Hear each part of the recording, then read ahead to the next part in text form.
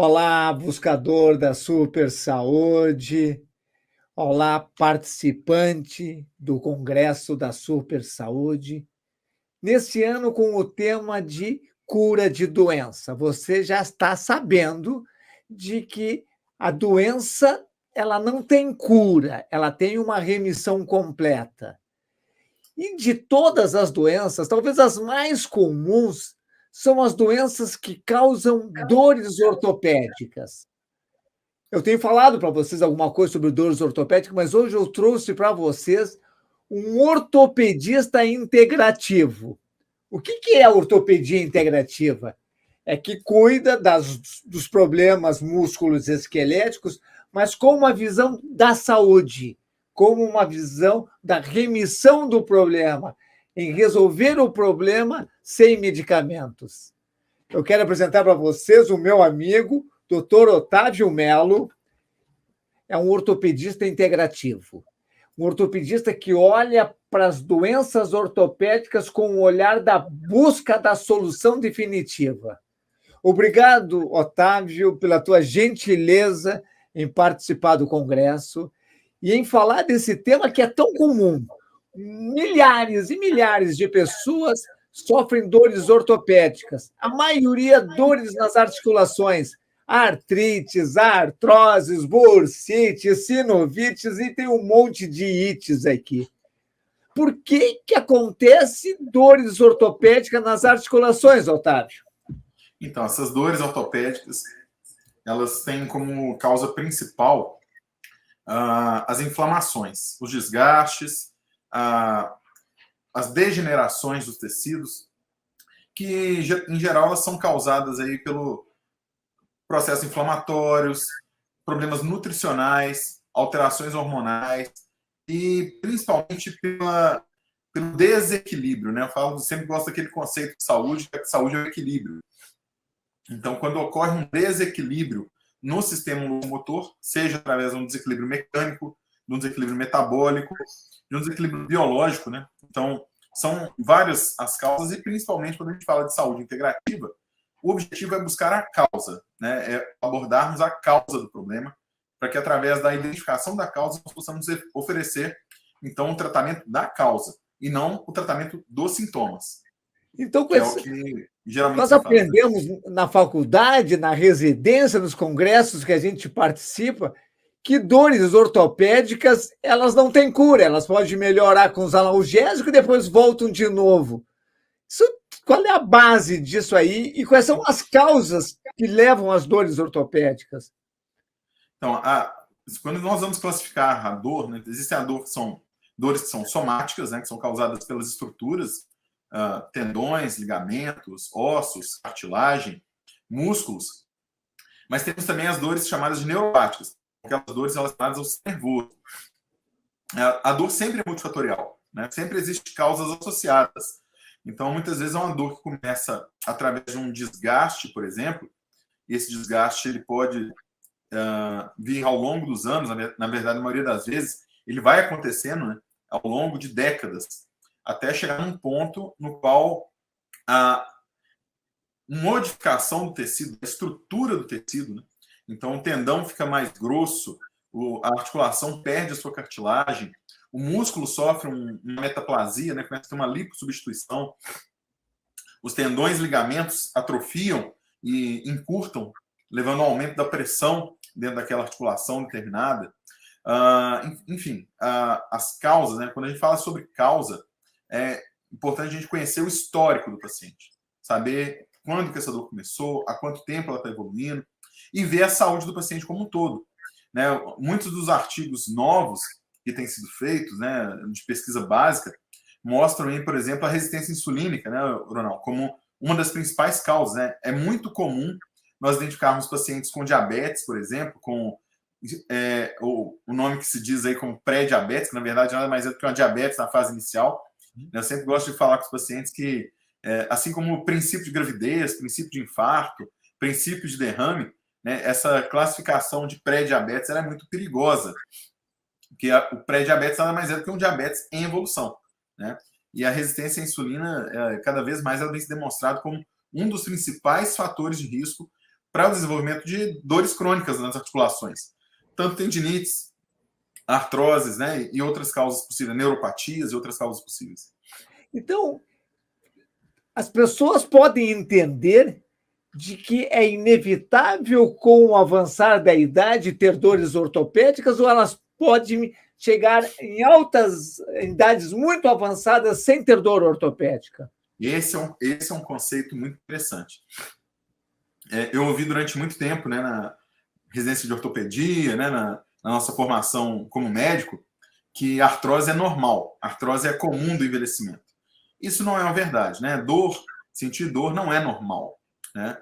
As pessoas acabam se acostumando com esse conceito errôneo, uma vez que, quando os tratamentos são ineficazes, a tendência de ter recidiva, né, recorrência, se a pessoa trata durante um tempo com medicamentos sintomáticos que não abordam a causa do problema. Então, enquanto esse tratamento do sintoma ele está fazendo efeito, o sintoma regride um pouco. Mas uma vez que o tratamento é interrompido por qualquer motivo, a dor vai estar lá de novo. Por quê? Porque a causa não foi revertida, né? E qual é a causa? Como uma pessoa, um jovem que está assistindo aqui, cujos pais têm dores articulares, e ele diz: eu não quero nunca ter dor nas minhas articulações. O que eu tenho que fazer? Então, isso sempre vai cair na questão dos hábitos, né? Alimentação, atividade física, sono, até mesmo a mentalidade, né? O pensamento, né? A postura diante do problema faz muita diferença. É comum nós atendermos pacientes com dores e essas pessoas, muitas vezes, elas têm essa crença, né, de que a dor vai acompanhá-la pelo resto da vida, e muitas vezes, ao acreditar nisso, ela deixa de buscar a solução, né, e se aceita que ela faça apenas tratamento com anti-inflamatório, corticoide, opioide, que são, na verdade, paliativos, vamos falar assim, né? Eles não estão tratando Mas antes de ter dor, esse nosso participante hipotético está dizendo o seguinte: minha mãe sempre caminhou durante a vida toda, sempre adotou alimentação saudável, dormia cedo, tinha uma mente clara, e ela tem dores. O que eu posso fazer diferente para eu não ter dor? Isso é genético? É interessante, a genética ela está presente, é um dos fatores de risco, né? Mas hoje nós sabemos que a epigenética é quem define se a genética vai se manifestar ou não, né? O que é epigenética? A epigenética é o conjunto de fatores que regula a expressão de um gene. Então, eu gosto sempre de dar o exemplo do câncer de pulmão, por exemplo. Existem pessoas que têm genética alterada para a manifestação do câncer de pulmão. E existem pessoas que vão fumar a vida toda e não vão apresentar câncer de pulmão. Porque elas não têm não carregam essa informação da manifestação desse tumor. Então, ela tem uma informação genética. Já outras pessoas, por causa dos seus hábitos de alimentação, consumo de tabaco, né, ou seja, o cigarro, por exemplo, bebidas alcoólicas, alimentos industrializados, açúcar, e entre diversas outras substâncias que podem ser ingeridas por essa pessoa, vão levar aí a uma expressão, ou seja, uma inibição dos genes que combatem aquele tumor na sua fase inicial. Isso é epigenética, né? É o conjunto do ambiente controlando a expressão de um gene. Por isso que epi é um nome assim, está acima. Então, nesse caso do nosso amigo hipotético, que a mãe tem uma genética familiar para dores nas articulações, para desgaste das articulações, porque a mãe dela também já teve, a avó dela já teve, e ele quer saber como que eu posso conduzir essa epigenética para que esse gene não se manifeste em mim.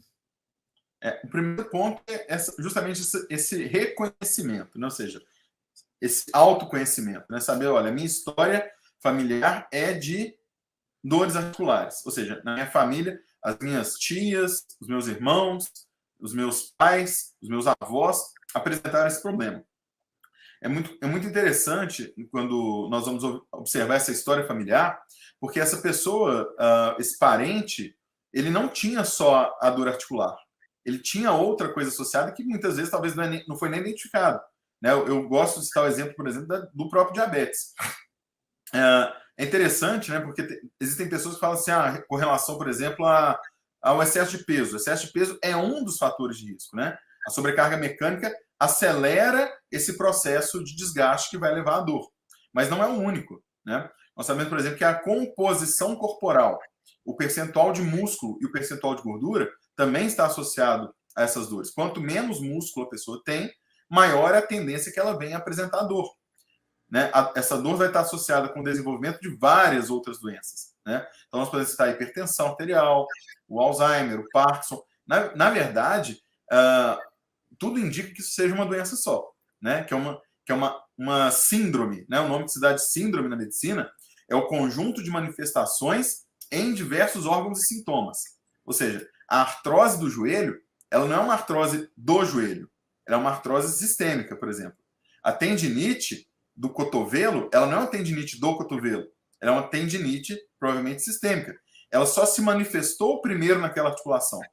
E aquele primeiro sinal de alerta, aquela primeira articulação cometida, ela, em geral, é um sinal que indica que algo deve ser feito, é um pedido de socorro do corpo daquela pessoa. Né? Ou seja, preste atenção, né? Ou seja, olha para mim, né? Ou seja, como se o órgão, a articulação, estivesse chamando a atenção do paciente. Olha, veja, tem algo errado, algo está em desequilíbrio. Né? E dá para dizer, ficando ainda na prevenção, que é uma coisa que a gente gosta muito de falar, dá para dizer que o indivíduo com saúde nunca terá dores no corpo? Não, eu arrisco dizer que sim. Né? Eu arrisco dizer que sim. Porque o que é saúde? Saúde é equilíbrio, né? Então, equilíbrio é um conjunto de hábitos, né? É um conjunto de comportamentos. Né? Então, eu atendo muitos atletas.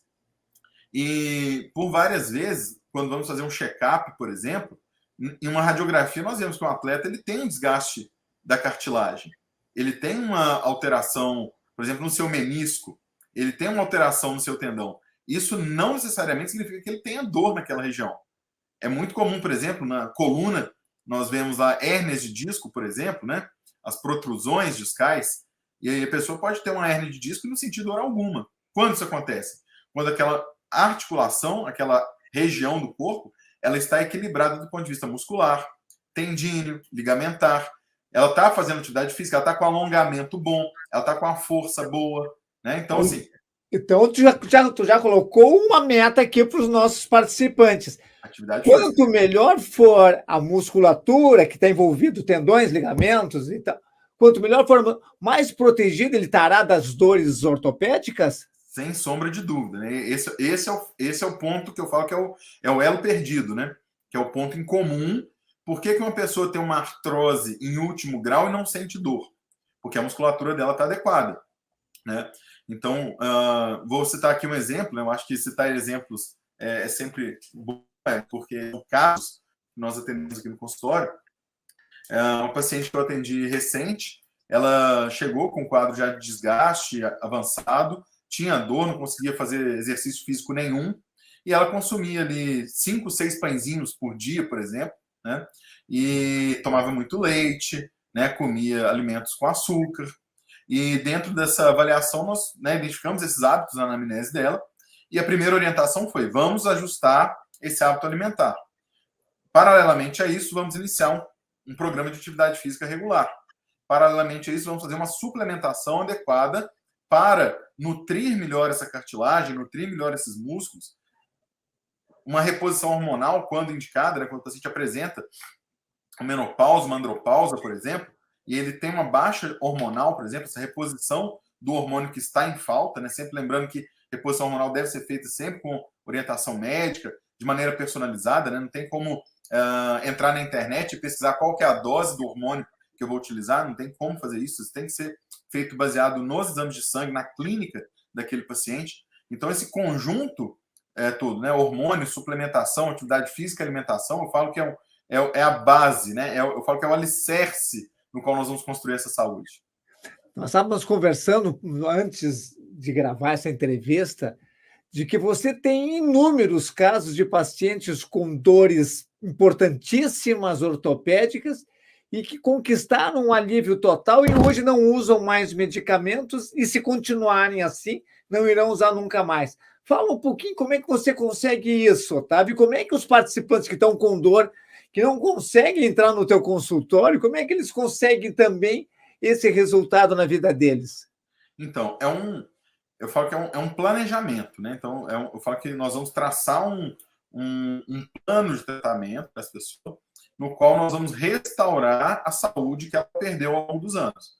Então, primeiro ponto, não é do dia para a noite. Não é assim, ó, vou chegar no consultório hoje com dor e amanhã eu vou zerar essa dor simplesmente através de um dia de mudança de hábito de vida. Por quê? Porque existe ali uma intoxicação, né? Existe, na maioria das vezes, ali um desequilíbrio mecânico, em primeiro lugar, né? Ou seja, toda articulação que sofre com dor, ela tem uma sobrecarga. E essa sobrecarga ela pode ser causada, por exemplo, por um encurtamento muscular, uma atrofia de determinada musculatura, né? Uma, um, uma tendinopatia, por exemplo, que é um nome que nós damos genericamente, para quando o tendão não está se nutrindo da maneira adequada, né? Então, existem métodos, por exemplo, métodos físicos que nós podemos utilizar, como laser, onda de choque, radiofrequência, estimulação magnética, que dão um alívio rápido. Mas não adianta o paciente querer achar que vai fazer um tratamento desse, né, com método físico, por exemplo. Por quê? Porque esse resultado, esse efeito do tratamento, ele vai ter um intervalo de ação. E se a causa do problema não foi revertido, logo na sequência, a dor vai retornar. Então, a primeira coisa é a seguinte: nós vamos montar um plano de tratamento para as pessoas, no qual, aos poucos, ela vai readquirir a saúde que ela perdeu, né? É muito comum isso acontecer em pessoas acima dos 40, 50 anos de idade, por exemplo, e ela começou a perder esse equilíbrio articular, não foi naquela semana que a dor começou, né? Isso foi um processo longo, ao longo de décadas. E é possível ficar sem dor nenhuma? É possível, né? A partir do momento que a pessoa vai ganhando circulação, né? Vai aumentando os vasos sanguíneos, aumentando a irrigação, que é a chegada de sangue, de oxigênio, de nutrientes para a região do corpo que está com dor, esse tecido ele vai se regenerar, né? E esse é um outro conceito que é muito importante, né? Hoje se fala muito em medicina regenerativa, né? Eu trabalho com métodos, por exemplo, métodos regenerativos, né? Como fatores de crescimento, né? Fatores de plaquetas, células mesenquimais, que são aquelas células tronco, e é curioso porque muitas pessoas hoje têm procurado esse tipo de tratamento. Só que, à medida que nós vamos perdendo a saúde com o passar dos anos, né? Isso algumas pessoas chamam de envelhecimento, né? Eu tenho um outro conceito de envelhecimento, a gente pode falar daqui a pouco sobre isso também, né? Mas a capacidade de regeneração de uma pessoa que perdeu a sua saúde não é a mesma de uma pessoa que está com a saúde plena, né? Ou seja, existem pessoas de 80 anos de idade que têm mais saúde do que os de 40. Logo, a capacidade de regeneração dessa pessoa vai ser maior do que daquela outra, né? Então, quando nós nascemos, nós temos uma capacidade de regeneração altíssima. Uma criança que sofre um corte, muitas vezes, né, ela corta, machuca, né, sofre uma escoriação e com poucos dias já está cicatrizada, ela nem lembra, né? Já uma pessoa que é diabética, que tem um ácido úrico alto, está com deficiência de hormônios, né, ou seja, tem outras alterações, nas pessoas mais velhas isso acontece, a capacidade de cicatrização vai diminuindo, né? E é interessante porque eu sempre faço um paralelo com o ganho de musculatura.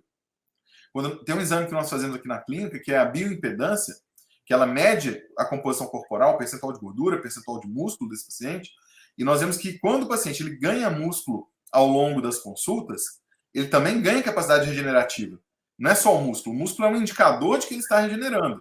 Então, à medida que você regenera o músculo, você também regenera o osso, regenera a cartilagem, regenera o tendão, regenera o sistema nervoso, o cérebro, né, Leonão? Então, assim, essa regeneração ela não é só no músculo, né? É muito curioso, na osteoporose nós vemos muito isso, né? Às vezes a pessoa chega com osteoporose e essa osteoporose ela vai se revertendo.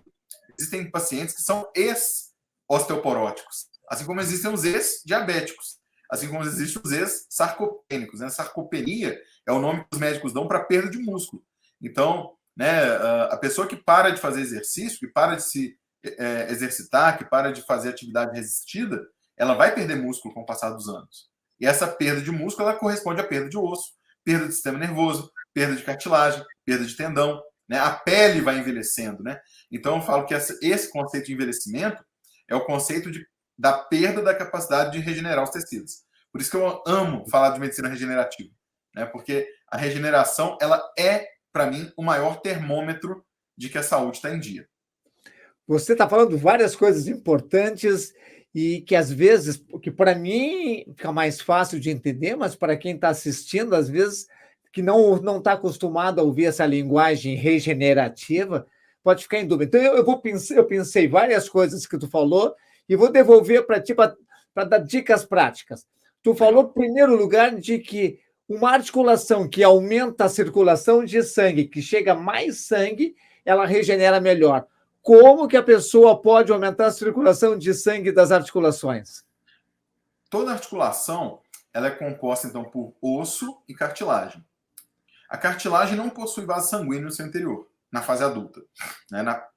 Durante a fase embrionária, ela tem os vasos sanguíneos ali dentro, mas quando nós vamos amadurecendo, esse tecido ele perde essa capacidade de se nutrir através de vasos sanguíneos. Então, ele começa a se nutrir por um processo chamado de difusão, que são os nutrientes diluídos no líquido da articulação. Né? Então, o músculo ele tem muitos vasos sanguíneos, por exemplo. Quanto menos músculo a pessoa tem, menos vasos sanguíneos ela vai ter naquela região. Então, o exercício físico, né, a mobilização dessa articulação, ela possui dois fatores interessantes. Primeiro, a nutrição através do músculo. O osso precisa se nutrir através do músculo. Quando o osso se nutre, ele nutre a cartilagem. Então, né, se nós formos imaginar, né, toda pessoa que perde músculo, ela perde a capacidade de nutrir o osso. Como o osso é responsável por nutrir a cartilagem, ela, por consequência, perde a capacidade de nutrir a cartilagem. Então, por isso que manter a massa muscular é muito importante durante o avanço da idade. Né? Esse é o primeiro ponto. Segundo ponto, que a gente chama de líquido sinovial, que é o líquido que lubrifica, vamos falar assim, né, mais fácil de entender, as articulações. Esse líquido sinovial, com o passar da idade, ele também vai perdendo a sua viscosidade, né? Ele vai ficando mais ralo, para as pessoas entenderem mais fácil. E nós sabemos que, igual o óleo do motor do carro, quando o óleo perde a sua viscosidade, ele lubrifica menos. Então, o atrito entre as superfícies fica maior. Né? Então, a reposição desses nutrientes auxilia para que o organismo consiga produzir um líquido de melhor qualidade. É como se fosse ali um motor que produz o seu próprio óleo para lubrificar. E nós temos essa capacidade, o corpo humano tem essa capacididade. Né? Isso através de uma alimentação mais saudável. Exatamente. Aí nós podemos citar, por exemplo, radicais. Voltando ao exercício ainda, que aqui é um ponto que causa muita dúvida, ao menos entre os meus pacientes. Assim, como você falou que você acompanha pela bioimpedância o aumento da massa muscular. O que o paciente tem que fazer para aumentar a sua massa muscular? E complementando a pergunta, toda vez que eu vou fazer algum exercício, eu sinto dor na articulação e daí eu evito de fazer. Como é que ele pode fazer isso? Legal, né? Eu me recordo de uns casos que eu atendi, que o médico, né, que o paciente chega na consulta e fala assim, meu médico falou que eu não posso fazer exercício, né, que eu tenho que ficar de repouso. Eu falo, então, né, nós vamos esquecer isso a partir de hoje. É impossível ter articulações saudáveis sem atividade física. É impossível. Uma pessoa que fica numa cama, depois de uma fratura de fêmur, por exemplo, ou após uma cirurgia de grande porte, nós vemos que a partir do terceiro dia o músculo já começa a atrofiar. Né? Com 7 dias já é nítido a perda de massa muscular. Então, do ponto de vista físico, a melhor maneira, primeiro ponto, né? Atividade física, exercício faz um estímulo. Esse estímulo no músculo permite com que um grupo de células que fica lá dentro do músculo, chamado de células satélite, que na verdade são um tipo de células tronco, que vão formar novas fibras musculares. Isso a gente chama de hiperplasia. Né? Tem 2 tipos de ganho de massa muscular. Um é através do aumento do número de células, que recebe o nome de hiperplasia, e outro é o aumento do tamanho dessas fibras musculares, que nós chamamos de hipertrofia. Né? As pessoas falam muito sobre hipertrofia e não comentam muito sobre hiperplasia. Né? Então, é muito comum a pessoa ir para a academia e falar assim, a pessoa hipertrofiou. Né? Ou seja, a hipertrofia é um dos mecanismos. E toda célula muscular, para sofrer um processo de hipertrofia, por exemplo, ela tem que ter uma nutrição adequada, através de aminoácidos, que são as unidades funcionais responsáveis pela produção de proteínas. Então, o consumo de uma alimentação mais rica em proteínas e com menor quantidade de carboidratos é um dos primeiros pontos necessários para que a pessoa possa ter uma recuperação da massa muscular. Os carboidratos em excesso vão ser convertidos em açúcar no corpo, por exemplo, e esse açúcar vai levar à formação de substâncias como, por exemplo, os radicais livres, que são substâncias que geram inflamação. Eu acredito que em algum ponto do congresso vai ser falado sobre essa questão metabólica, né, dos radicais livres, do uso de açúcar. Então, não vou me aprofundar muito nesse tema hoje. Né? Mas só para reforçar, porque os conceitos estão repetidos, eles são interessantes, quer dizer que alguns alimentos com açúcar prejudicam as dores e prejudicam a formação de músculos, é isso? Exato. Os alimentos ricos em carboidratos, principalmente os carboidratos chamados simples, né? São os açúcares, né? A frutose, a glicose, a lactose, né? Que são açúcares que aumentam a resistência insulínica, né? Que a resistência da insulina para entrar que a insulina faça com que esse açúcar vá para dentro da célula. Então, quanto mais açúcar, mais insulina é produzida. Quanto mais insulina é produzida, maior é a resistência à insulina das células. A célula não quer insulina alta. Né? A insulina é um dos fatores inflamatórios, inclusive. Né? Quanto maior é a taxa de insulina, sempre eu tenho o costume de dosar a insulina no sangue dos pacientes, e não é surpresa, né, quando a gente pega um paciente que está com muita dor, em geral a insulina está alta, em geral a glicose está alta, em geral essa inflamação está diretamente relacionada ao metabolismo de carboidratos. E a dieta cetogênica, ela tem se demonstrado, a cetogênica, né, para quem está ouvindo isso pela primeira vez, é aquela alimentação que ela é com maior quantidade de proteínas, de gorduras boas, né, não de gorduras ruins, podemos falar sobre isso um pouquinho também, né, e com menor quantidade possível de carboidratos. Isso leva a uma diminuição da insulina que está sendo produzida.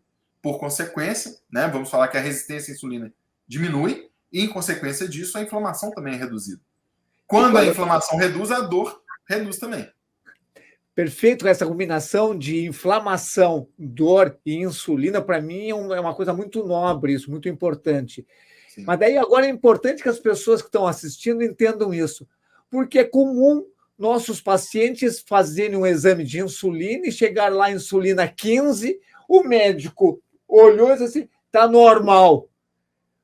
E quando a gente sabe que isso pode estar alto, qual é os teus valores ideais de insulina para considerar saudável?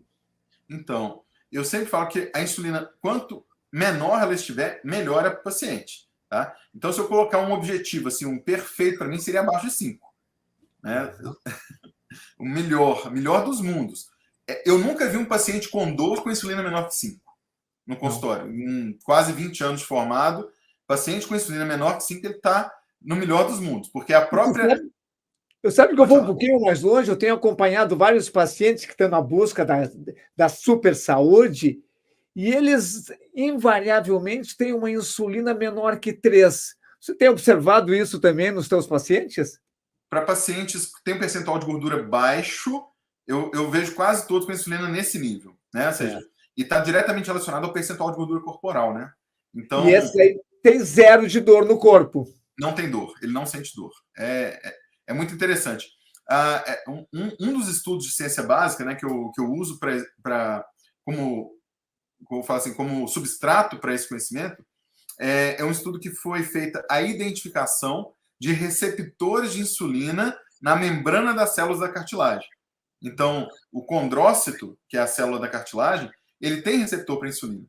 Então, quanto menos... Só que ele é um receptor curioso, ele é um receptor para degeneração. Então, vamos lá. A cartilagem, ela tem receptor para hormônio tiroidiano, para testosterona, para estradiol, para vitamina D, para vitamina C, para magnésio. Ou seja, tem vários receptores. Só que enquanto alguns receptores eles aumentam a produção de cartilagem, outros receptores inibem essa produção. O receptor de insulina é um deles, é um que inibe a produção. Então, a pessoa que tem muita insulina no seu corpo, ela vai estimular mais os receptores que destroem a cartilagem. Então, quanto menor for essa insulina do paciente, menos desgaste ela vai ter. Olha só que informação interessante. Né? E nós estamos falando, né, de insulina, é uma coisa que não tem como dissociar, né? Ou seja, fala assim, poxa, ortopedista, né, falando sobre insulina, né, parecendo mais endócrino, né? Mas, enfim, eu gosto de estudar e eu não tem como separar isso mais, né? Não tem como olhar para um joelho e querer imaginar que é só um pedaço de osso com uma capinha de cartilagem e querer tratar a cartilagem, você tem que tratar o que está por trás disso tudo, né? Que é ir na base, na origem, na causa do problema, né? Mas, E isso é revertido. E eu falo por mim, a minha insulina já foi 21. Eu pesava 160 quilos, né? Então, assim, eu estou num processo, né, de busca da saúde, eu posso falar por mim, e realmente eu falo que hoje eu não sinto dor, eu estou ainda acima do peso, eu estou na metade da minha caminhada aí, mas as minhas dores simplesmente foram diminuindo, minha insulina caiu para 7. Eu estou no caminho para chegar abaixo de 5, né, com atividade física todo dia, treino 6 vezes por semana, né, evito o consumo de carboidratos, enfim, dentro do que é possível. E por que eu fiz isso? Porque na minha família a incidência de diabetes tipo 2 é enorme. Então eu sabia que se eu fosse seguir aquele estilo de vida que eu seguia até então, o meu desfecho não poderia ser diferente dos meus familiares. E eu comecei a aplicar isso primeiro em mim. E ao aplicar em mim, eu vi que trazia resultado, e eu falei, não, então eu preciso levar isso para os meus pacientes também. então, nós temos aqui duas coisas bem trabalhadas, que é a necessidade, quase não, a necessidade obrigatória de fazer exercícios para ter uma articulação saudável, uma alimentação com baixo carboidrato, low carb ou cetogênica. Mas você falou há um pouquinho tempo atrás em suplementos. É importante usar suplementos para pacientes que têm dores ortopédicas? E, se for importante, quais são os suplementos que você usa?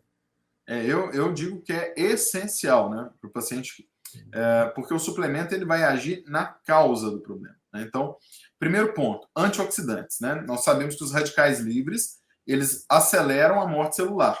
Então, são aqueles. O que são os radicais livres? Eu falo assim, são os lixos do metabolismo da célula.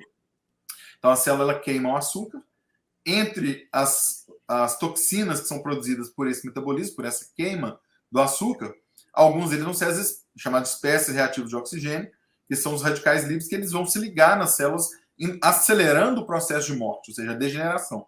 Isso é para o corpo todo: pele, cabelo, intestino, cérebro, pulmão, rim, né, células dos olhos, né, ou seja, a degeneração da visão está associada com isso também. A cartilagem não é diferente. Então, antioxidantes. Quais são os principais antioxidantes que nós podemos citar aqui? A vitamina C, eu acho que talvez seja o mais conhecido, mais famoso, né? Desde Linus Pauling, né, que ele falava já sobre os benefícios da vitamina C, né?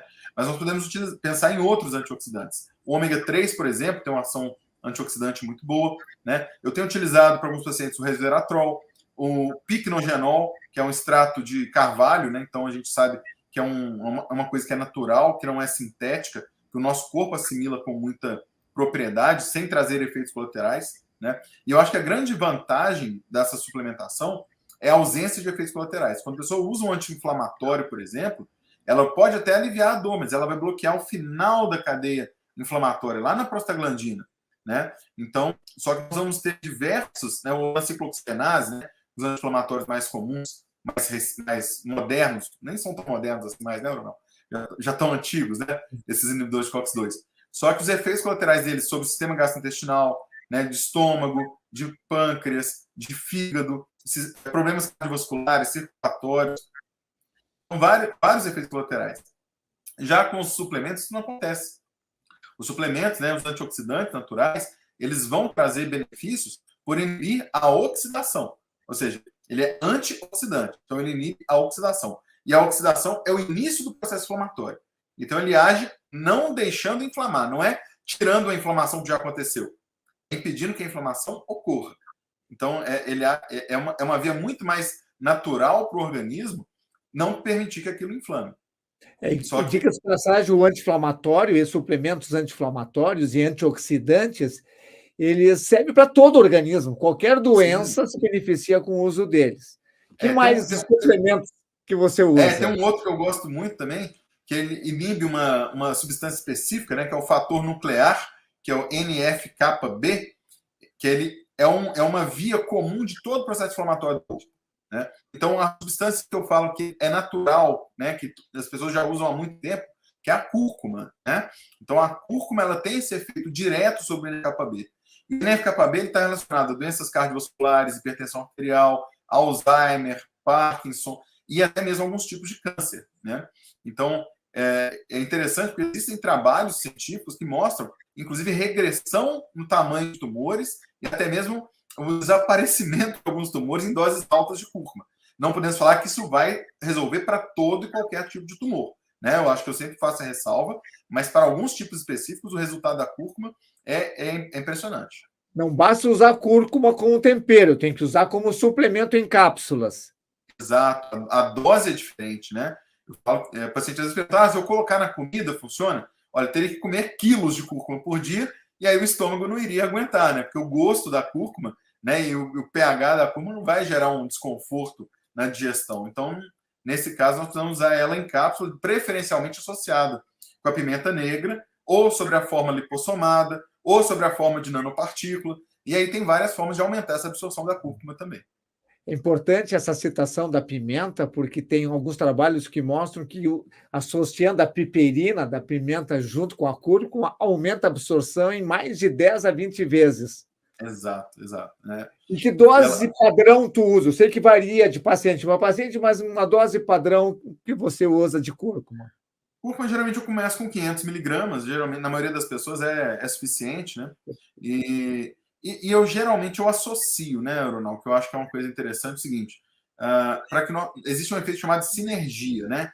Então, a sinergia é quando uma substância aumenta o efeito da outra. Então, esse exemplo aí da pimenta preta, né, que é a piper né, que é o nome científico da pimenta preta, né, e a piperina, que é o princípio ativo dessa planta, ela tem um efeito sinérgico. Então, ela aumenta a biodisponibilidade da cúrcuma, né? Assim como outras substâncias, né? Vou falar aqui, por exemplo, do ômega 3, né? Que eu acho que um dos maiores antioxidantes presentes que nós tivemos na natureza, né?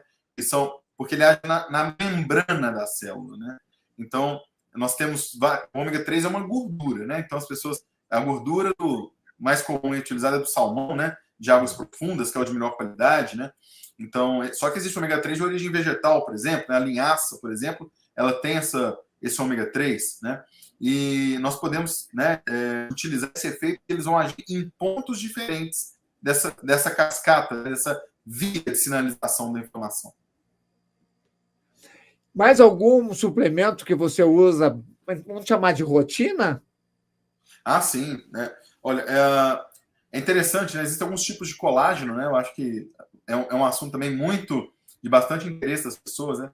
Então, antes de falar de colágeno, eu sempre gosto de mencionar o seguinte: o corpo humano tem diversos tipos de colágeno. Hoje tem mais de 30 tipos de colágenos diferentes, mapeados, identificados e sequenciados. Os principais que nós vemos, por exemplo, o colágeno tipo 1 está presente nos ossos, o colágeno tipo 2 está presente na cartilagem, o colágeno tipo 3 está presente nos tendões, né? Então, existe um colágeno tipo 2, né, que é o não hidrolisado, é um tipo de colágeno que ajuda nesse fornecimento de nutrientes para a reparação da cartilagem. O magnésio, por exemplo, é muito importante também, porque o magnésio ele age como um cofator para que o condrócito consiga montar essa molécula de colágeno, né? Então, montar os pedacinhos, tijolinhos ali que vão formar esse colágeno, né? Outro suplemento, por exemplo, que eu tenho utilizado, a membrana de casca de ovo, que é um tipo de suplemento já de origem animal. Se a pessoa não tiver alergia, não tiver intolerância com ovo, e aí tem que fazer eu falo a personalização, né? Eu estudo esse paciente porque não é para qualquer um que nós podemos utilizar. O que mais nós podemos falar aqui para dores, né? Eu tenho utilizado aqui também a boswellia, que é uma planta, né? A boswellia serrata, que é uma planta que também auxilia. Aí tem o arpagófito, que é a garra do diabo, né? Erva baleeira, enfim, a enciclopédia de fitoterápicos é fantástica, né? E se o indivíduo... Aí é uma coisa que eu tenho observado bastante. Os pacientes, os meus pacientes, eles têm um pensamento mágico. Se eu usar esses suplementos todos que o doutor Otávio falou, eu vou ficar curado para sempre das minhas dores. Suplemento sozinho tem algum efeito? Então, não adianta. Vamos lá. A primeira coisa que tem que entender do suplemento é que ele tem que entrar pela boca, ele tem que passar pelo primeiro desafio, que é o pH do estômago, né? Depois ele tem que chegar no intestino e lá ele vai ter que ser absorvido. Depois que ele for absorvido no intestino, ele vai entrar no sangue, e o sangue ele vai espalhar pelo corpo inteiro. E uma fração desse suplemento vai chegar lá na articulação onde está doendo. Se toda essa via, todo esse caminho, né, e aí nós podemos falar sobre a saúde do estômago, do intestino, do fígado e da circulação. Se algum desses mecanismos não estiver otimizado, a quantidade que vai chegar na articulação é muito pequena. Então, e aí eu vou falar já, né, é um outro ponto que eu acho que é essencial para quem tem artrose, que são os probióticos, né? Então, se a pessoa tem uma inflamação, uma desbiose intestinal, um intestino permeável, né? Não sei como é que você costuma falar para o pessoal dos seus alunos, esse é o leaky gut, né? O intestino poroso. Hoje em dia tem algumas denominações que são a mesma coisa, né? Que são lesões na parede intestinal causadas, por exemplo, pelo glúten, pelo leite, pelos alimentos industrializados, pelo açúcar. Então, isso vai diminuir a absorção. Então, não adianta tomar, por exemplo, todos esses suplementos com um copo de leite, né? Se a pessoa tiver uma sensibilidade à caseína ou à lactose, por exemplo, não vai funcionar, porque não vai ser absorvido, né? O pãozinho, né? O glúten, a farinha de trigo, nós sabemos que a gliadina, ela vai fazer lesões da parede intestinal diminuindo a absorção. Então, é muito curioso, né? Quando eu falo sobre o leite e o glúten, porque esses dois alimentos que são muito consumidos, né? Todo paciente que eu atendo, é difícil ver um paciente que consome farinha de trigo e leite que não tenha dores articulares, né? É muito difícil. A associação é enorme, principalmente porque existe ali um mecanismo de indução de uma resposta inflamatória que começa lá no intestino. E esses anticorpos que vão ser formados, eles vão circular pelo corpo e vão se ligar justamente nas células da cartilagem, porque existe uma sequência de bases, né, de aminoácidos, que é comum entre essas moléculas que estão presentes no leite e na farinha de trigo, que ela é muito parecida com a sequência de bases, né, a sequência de aminoácidos que está dentro da articulação. Então, o corpo, ao combater a gliadina e a caseína, ele começa a combater a articulação também. E é curioso que as pessoas às vezes falam sobre doença reumática, né? Falando assim, doença autoimune. Eu falo, esse conceito para mim está errado. A doença não é autoimune, ela é imunoestimulada. Ou seja, existe um gatilho, existe um fator que faz com que o organismo comece a produzir esses anticorpos que vão atacar o próprio corpo, né? E aí, quando o paciente ele faz uma primeira fase do tratamento, que é justamente uma alimentação, que eu falo que é um detox, vamos fazer um detox, né, que a pessoa aceita com mais facilidade. Então, vamos desintoxicar o corpo. E os primeiros alimentos que têm que ser retirados, o que são? Quais são? Os doces, os açúcares, glúten, leite e alimentos industrializados. Só de fazer isso, a dor já vai começar a desaparecer. E aí a pessoa fala, opa, peraí, essa dieta está me fazendo bem. Estou me sentindo mais bem disposta, né? Aquele brain fog, né? Aquela fadiga, aquele cansaço mental e físico começa a desaparecer. Com isso, a pessoa fica mais disposta para fazer o quê? Atividade física. Começa a fortalecer os músculos. E aí entra eu falo que é a espiral de crescimento, a espiral positiva, né? Otávio, eu ficaria conversando contigo aqui até amanhã, porque tem muita coisa, tem muita informação, mas a gente tem um limite de tempo. Então, eu queria terminar como eu estou terminando todas as outras entrevistas. Assim. Eu gostaria que tu abrisse teu coração e mandasse uma mensagem para essas pessoas que estão sofrendo de dores, para o coração delas. Bom,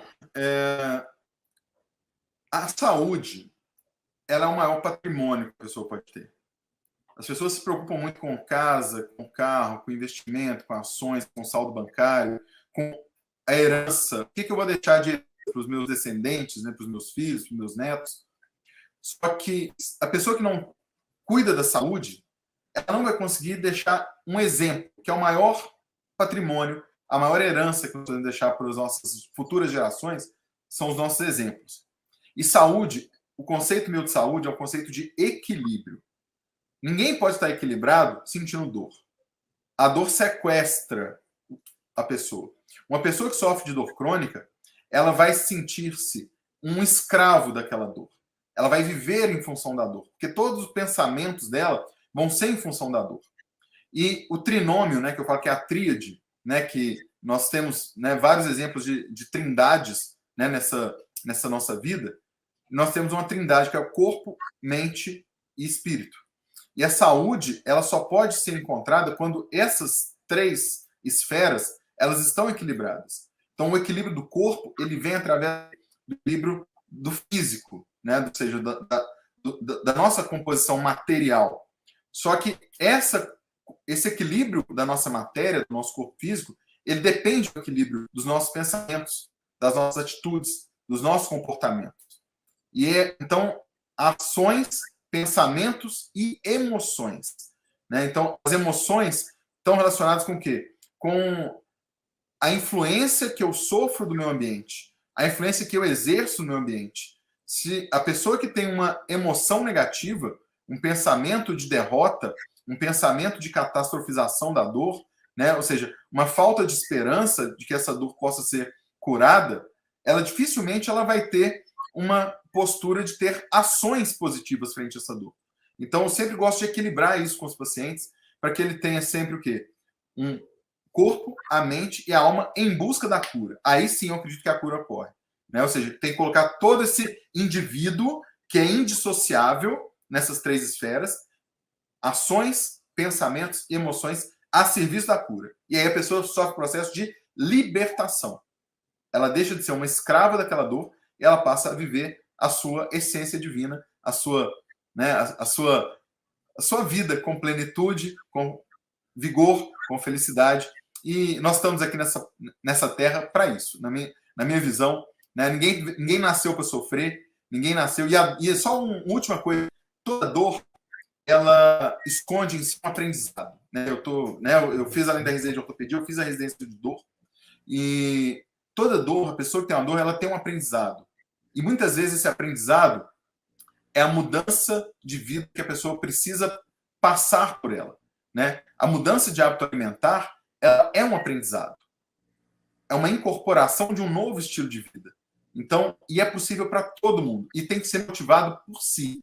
Tem que ser algo que vem do fundo da alma, da energia que vem de dentro de si. Ninguém melhora porque é um estímulo externo, porque meu filho falou que eu tenho que fazer isso, porque meu médico falou que eu tenho que fazer isso. Não, isso tem que ser a motivação. O que faz com que a pessoa adquira novos hábitos é sempre uma conexão, um olhar para dentro, um autoconhecimento e uma busca de viver a sua melhor versão. Todos nós temos a melhor versão. Eu tenho a minha melhor versão, o Ronaldo tem a sua melhor versão, e nós estamos sempre... E é interessante que a gente nunca chega nela, né? A gente pode melhorar. Um pouco mais. Todo dia pode melhorar um pouco mais. Brilhante, Otávio, brilhante mesmo. Obrigado a todos vocês, uma super saúde para todos. E para ti, Otávio, um abraço muito especial pela tua gentileza em participar desse congresso. Uma honra para mim. Obrigado a todos por terem me permitido impactar a vida de vocês. Espero que vocês vivam com super saúde. Forte abraço, até breve.